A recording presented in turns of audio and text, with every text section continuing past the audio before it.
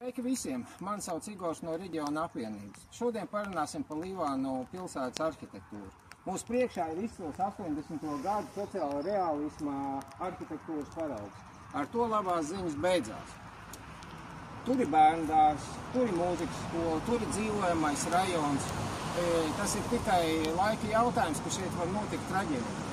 Šeit visi vaļā, grodi noplēsti, koki sauguši, kas tur iekšā darās, neviens to nezina. Tātad 30 gadu šis objekts stāv un nekas netiek darīts.